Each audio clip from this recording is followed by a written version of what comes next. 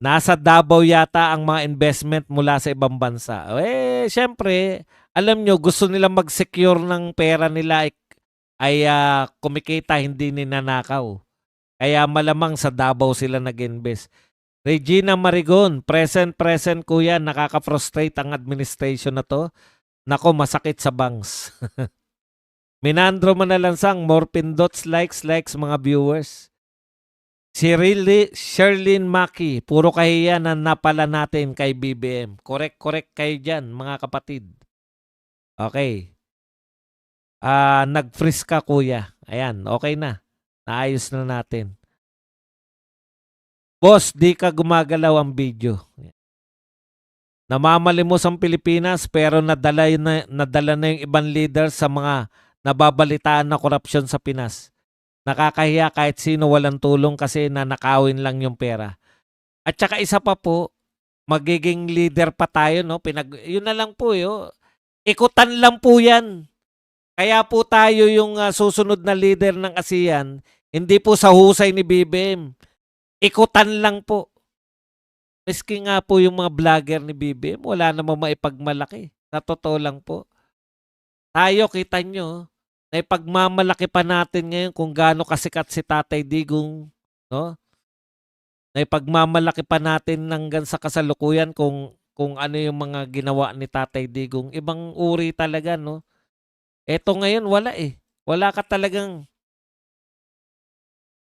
Boss, sinigurado lang na di sasaktan si Xi Jinping dahil alam nila na addict to kaya biglang Hindi po normal eh. Ako sa totoo lang, hindi siya normal na gawain. Pinanatan mo tapos makikipagkamay ka. Bakit kaya hindi normal na mga gawain yung ginagawa?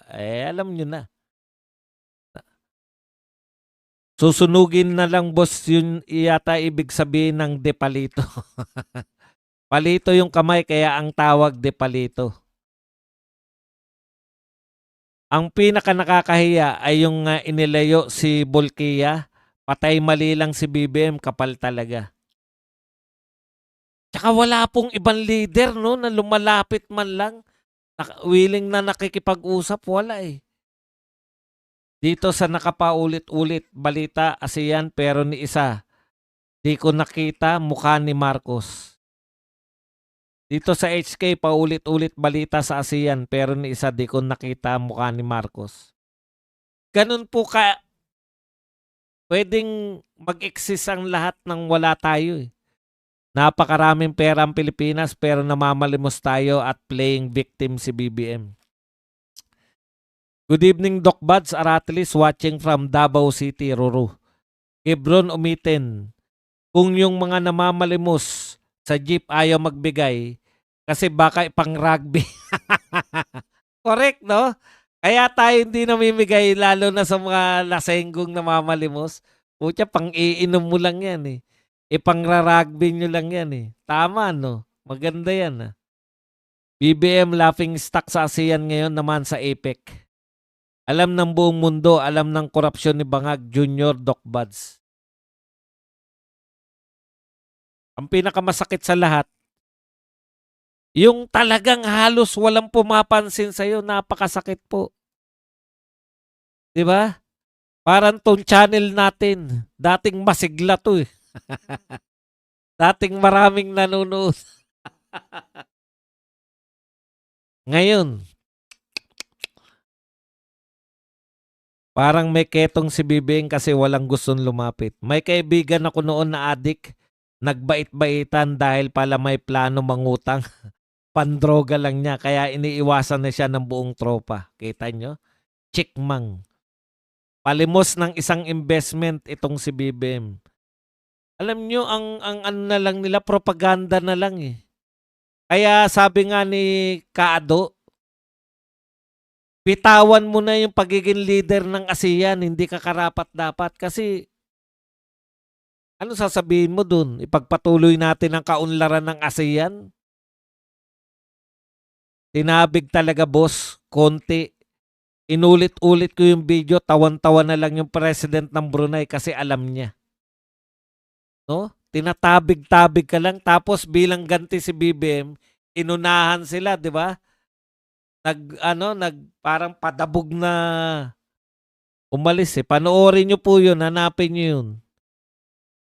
Iwas ang mga ibang pinuno kay BBM baka kasi sila utangan o di naman kaya mabudol sila ni BBM, Doc Buds. Gracela Flores, 17 trillion ang utang pero walang nagawa. Napunta sa mga vault nila ang pera ng kaban ng Pilipinas. Ghost na lang pumapansin kay BBM. Nakakaano rin na yan na lang yung inabot natin sa Pilipinas. Mababago po yan pag ang presidente na natin si BP Sara. Ibabalik yung ating pride. Lalo na po sa international summits, sa international conference. Sabi pa ng South Korean president kay BBM, I'll try. Sinong matinong leader ang magtitiwala sa isang leader na nagpakulong sa isang pangulo na kaibigan at hinahangaan ng mga leader ng ASEAN? At saka hindi po pinakulong dahil nagnakaw ng walang katuturan, di ba? Pinakulong po dahil nag-war on drugs. Imagine. Kaya po hinangaan ng mundo si Tatay Digong dahil sa war on drugs, eh. Yun po ang katotohanan. Kaya si Digong nakilala sa war on drugs. Hindi naman tinatabla ng kahiyan ng isang adik. Kahiyan inabot natin sa administrasyon na to. The ghost. Ano kaya boss kung na-misunderstand nila yung biglang paglapit ni BBM kay si tapos na-stun gun siya. Imagine ngawi na stupid na magsalita tapos nakuryente pa. Sobrang tawa ko siguro. Doc Buds, anong ginagawa ni Auntie Claire sa South Korea? Change of career, naging singing jester ni Bangag. Wala tayong magagawa. Kailangan nilang sumaya, eh. Malungkot. Malungkot siguro sila doon. Baka karamihan doon, lahat lang ng mga tauhan natin doon, di ba? O mga kamag-anak nila na nahakot. Iba talaga yung sigla pag yung mga sila BP Sara, no? Yung dadayo sa ibang bansa.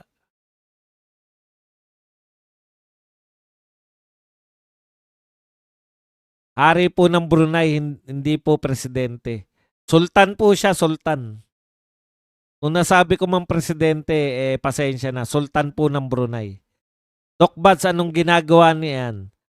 Ano naman sir, taga saan ka ba? Taga Chino ka ba? BP Sara, na travel ng travel. Hindi ko naintindihan yung mga... Madam, ayusin nyo po kung ano po yung point nyo. What's your point? Hindi ko po alam kung ano po yung punto nyo. Taga China ba ako? Taga Pilipinas po ako. Ano po ang point? What's the point? Pinagkukumpara ko yung dalawang presidente, oh. Si President Duterte, hindi ko maintindihan kung ano. Wala po akong pinuring China. Hindi ko po pinuri yung China.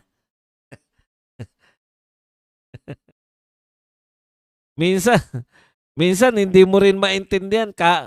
Pareho lang ng utak nung kanilang hinahangaan, eh. Taga China ka ba? Ano pong koneksyon ng China? Wala po akong pinuring China. Naintindihan po niya ba yung naririnig nyo? O pumasok lang kayo para magsalita? Hindi ko rin sasabihin ng pangalan mo para hindi ka kumita sa akin. Hindi ko maintindihan, eh. Biyahe daw ng biyahe si BP Sara. Kaya po bumabiyahe dahil pinakulong ng amo mo yung tatay niya.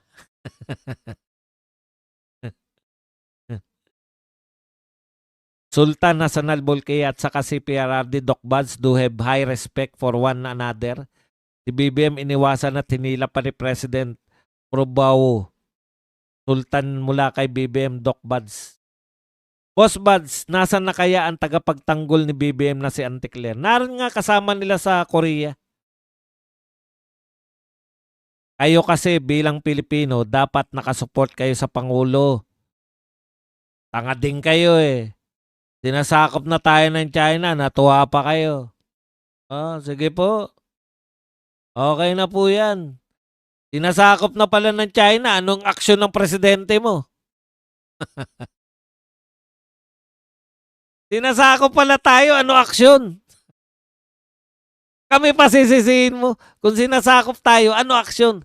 Kasi yung presidente namin na hinahangaan, umaksyon siya nung siyang presidente. Nakipagkaibigan siya. Ganun po ang diplomasya, hindi po tapang-tapangan. Ngayon, ikaw na nagsabi, sinasakop tayo ng China. Ano aksyon ng presidenteng hinahangaan mo naman? Kami po, hinahangaan po namin yung presidente dati kasi hindi tayo nasasakop. Nakipagkaibigan eh. Ang tawag po doon, madam, diplomasya. Wala tayong problema for 6 years sa China. Ngayon, may problema na naman. Tapos, sisisihin nyo kami. Anong pakailan? Kung ako lang ang magpapasya, sige sabihin mo sa presidente mo, ibigay na kay Badong yan. Hindi po pwede, di ba? Ayun po yun. Huwag mo kami sisihin sa pagiging inutil ng presidente mo, madam. Hindi ko sasabihin pangalan mo para hindi ka kumita sa akin. Na hindi pa nga nilitis yung kaso kasi wala ang witness, boss. Tapos pinakulong ng ogag na bangag. Tapos si Tamba parang wala lang. Ngayon lang talaga na ostracize. Kasi baliktad dito sa Pilipinas eh. Palpak na nga yung pamumuno ng hinahangaan nilang presidente. Tayo pa rin ang may kasalanan. Kung sinakop tayo ng China ngayon, pwedeng totoo yan sinasabi mo na sinasakop tayo ngayon. Kasi wala kaming intelligence eh. Kasi wala kaming intelligence fund. Ano nga pala ginagawa ng presidente mo sa intelligence fund, madam? Yung kapalpakan po ng presidente, wag nyo pong isisi sa mga taong bayan. Ngayon lang talaga. Kaya yata tapang-tapangan si Tariela kasi may missile launching site na sa Lapu-Lapu City pero di sa atin kundi sa Amerika. Tintum. Sinasakop na daw tayo ng China, sabi ni wag niyong banggitin pangalan para hindi kumita. Ilocos Norte nga na kinalakihan, kinatandaan ninyo mo, ninakawan mo nga. Palagpasin mo pa ba yung buong bansa? Siyempre, to the next level ka na naman. Pang-international. Tulog mo na yan, puyat ka lang, tulog na.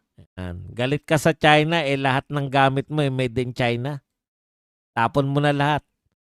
Ewan ko, automatic sa kanila, no? Ikaw ay Duterte, kaya pro-China ka. Di ba pwedeng Duterte kami, kaya pro-Pilipinas? Kung may utak ka ba, isipin mo muna, kaya ba ang Pilipinas makipaggera sa China? Hindi nga po, kapalpakan na nga po yan. Palagay nyo na tama yung sinasabi niyan tao na yan. Tama ka na, ipagpalagay mo na tama ka. Kaninong kasalanan yan? Na pinag-iinitan tayo ng China sa presidente dati? Problema 6 years siya, wala tayong problema sa China. Ngayong may problema tayo, sisisin nyo sa presidente na wala tayong problema? Mali naman yata tayo.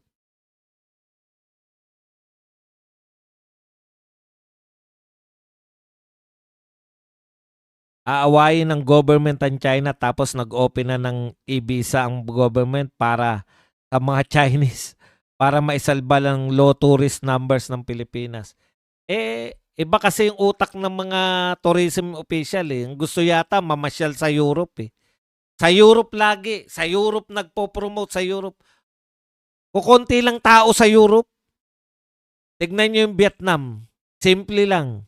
Target nila, 2 pinakamayamang bansa sa pinakamalaking populasyon. India at China. Di marami silang turista. Yun ang target nila, India at China eh.